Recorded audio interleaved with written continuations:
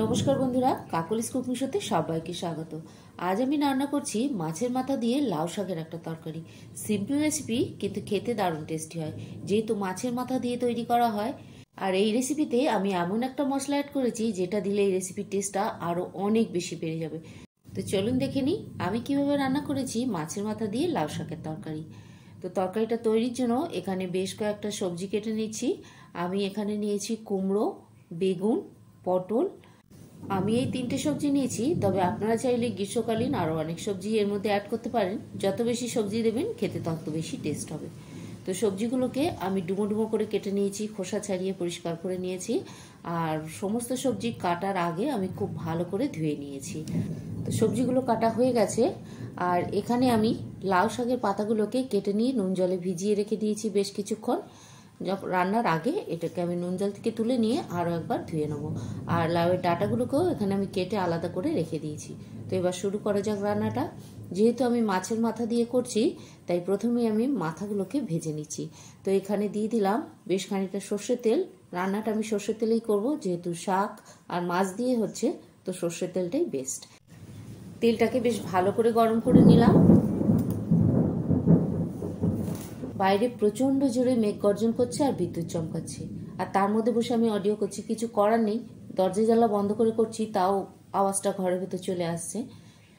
তো প্লিজ ক্ষমা করে দেবেন, আমার পুরো ভিডিওটায় হয়তো এই মেঘের গর্জনটা আসবে। তো মাছের মাথাগুলোকে আমি এখন উল্টে পাল্টে ভেজে নেবো। আর আমি এখানে রুই মাছের মাথা নিয়েছি, খুব লাল লাল করে কড়া করে মাছের মাথাগুলোকে আমি ভেজে নিচ্ছি। কড়া করে না ভাজলে মাছের মাথা থেকে একটা আঁশটে গন্ধ বেরোবে, আর তরকারিটা কিন্তু খেতে একদম ভালো লাগবে না। প্রত্যেকটা জায়গায় যাতে তেলটা ঢুকে যায়, সেইভাবেই আমি মাছের মাথাগুলোকে এইরকমভাবে ভেজে নিচ্ছি। তো মাছের মাথাগুলো খুব ভালো করে ভেজে নিয়েছি উল্টে পাল্টে। এবার আমি এগুলোকে তুলে নিচ্ছি। রেসিপিটা খুব সিম্পল, আপনারা হয়তো সবাই খুব ভালোভাবে রান্না করতে পারেন। তবে আজ আমি এই রান্নাটা স্বাদ বাড়ানোর জন্য যে মশলাটা এর মধ্যে অ্যাড করেছি, সেটা হয়তো অনেকেই করেন না, তাই এই রেসিপিটা আপনাদের সঙ্গে শেয়ার করলাম। তো এখানে 4-5 কোয়া রসুন নিয়ে খোসা ছাড়িয়ে নিয়ে রসুনটাকে কুচি কুচি করে কেটে নিয়েছি, সেটা দিয়ে দিলাম তেলের মধ্যে। রসুনটা হালকা একটু ভাজা ভাজা হবে, এর মধ্যে দিয়ে দেবো 5 ফোড়ন। 1 চা চামচ মতো 5 ফোড়ন আমি এখানে দিয়ে দিলাম। হালকা একটু গন্ধ বেরোলে এবার এর মধ্যে দিয়ে দিচ্ছি সবজিগুলোকে। আমি সব কটা সবজি একসঙ্গে দিয়ে দিচ্ছি, আলাদা আলাদা করে ভাজছি না, কারণ আলাদা আলাদা করে ভাজতে গেলে অনেক বেশি তেল লাগবে, আর প্রয়োজনও নেই আলাদা আলাদা ভাজার। তো আমি খুব বেশিক্ষণ কিন্তু সবজিটাকে ভাজবো না। খুব বেশিক্ষণ ভাজলে ভাজতে ভাজতেই বেগুনটা গলে যাবে, আর যতক্ষণ জল দিয়ে সবজিটাকে একদম রেডি করবো ততক্ষণে বেগুনগুলোকে আর খুঁজে পাওয়া যাবে না। আচ্ছা, যতক্ষণ সবজিগুলো ভাজা হচ্ছে আমি এখানে মাছের মাথাগুলোকে একটু ভেঙে নিচ্ছি। সাধারণত আমি মাছের মাথা দিয়ে যে কোনো তরকারি করি না কেন, মানে আপনার মাছের মাথা দিয়ে হয় ডাল, যে কোনো শাক, এমনি লাউ বা শুধু কুমড়ো, যা কিছু দিয়েই আমি রান্না করি না কেন, মাছের মাথাগুলোকে কিন্তু আমি গোটা গোটা রেখে দিই। আর সেক্ষেত্রে বেশ অনেকগুলো মাছের মাথাই আমি রান্না করি। তবে এক্ষেত্রে মাছের মাথাটা আমার কম আছে, মাত্র 3টে হাফ পোর্শন, মানে একটা গোটা আর একটা আধখানা নিয়েছি। এইটুকু মাছের মাথা নিয়েছি বলে আমি মাথাগুলোকে একটু ভেঙে নিলাম। আর খুন্তি দিয়ে ঠিক ভাঙা যাচ্ছিল না, তাই আমি হাত দিয়েই করে নিচ্ছি। আমার হাত কিন্তু ধোয়া একদম পরিষ্কার, ইনহাইজিনের কোনো ব্যাপার নেই। তো হাত দিয়ে আমি মাথাগুলোকে ভেঙে দিলাম। আর এদিকে সবজিটাও হালকা ভাজা ভাজা হয়ে গেছে, তো আরেকটু আমি নাড়াচাড়া করে নিচ্ছি। এর থেকে বেশি আর ভাজবো না, তাহলে বেগুনগুলো কিন্তু একদম গলে যাবে। এখন আমি এর মধ্যে কিছু মশলা দিয়ে দিচ্ছি। দিয়ে দিলাম নুন। নুনটা প্রথমে একটু কম দিলাম, কারণ শাক যেহেতু রান্না হবে একটু কমবে তরকারিটা, পরে আরেকবার দিয়ে দেবো। আর দিয়ে দিচ্ছি সামান্য একটু হলুদ। হলুদও খুব সামান্য দিচ্ছি, কারণ যেহেতু শাক রান্না হচ্ছে খুব একটা বেশি হলুদ শাকে লাগে না। আর এখানে দিয়ে দিচ্ছি সামান্য একটু জিরে গুঁড়ো। মশলা কিন্তু পড়বে খুবই কম, কারণ লাউ শাকের নিজস্ব একটা মিষ্টি মিষ্টি টেস্ট আছে, সেটাতেই কিন্তু তরকারি টেস্টটা অনেক বেশি সুন্দর হবে। তাই খুব বেশি মশলা না দিলেও এই রেসিপিটা কিন্তু দারুণ টেস্টি হয়। তো মশলাগুলো দিয়ে সবজিটাকে নেড়ে আরও একটু ভাজা ভাজা করে নেবো। এটা ছিল আজকের আমার লাঞ্চ রেসিপি, আর সাথে ছিল রুই কাসুন্দি।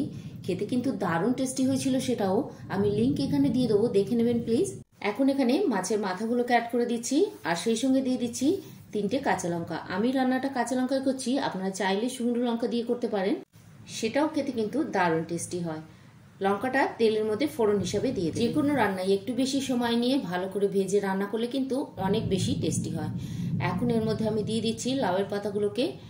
লাউ পাতাগুলোকে কেটে নিয়ে আমি নুন জলে 15-20 মিনিট ভিজিয়ে রেখে দিয়েছিলাম, তারপর তুলে নিয়ে রানিং ওয়াটারে ধুয়ে নিয়েছি। শাকটা দিয়ে সমস্ত কিছু আরও একটু ভালো করে নাড়াচাড়া করে নিলাম, এতে শাকটা একটু কমেও যাবে আর সেক্ষেত্রে আমার নুন আর মিষ্টিটা দিতে সুবিধা হবে।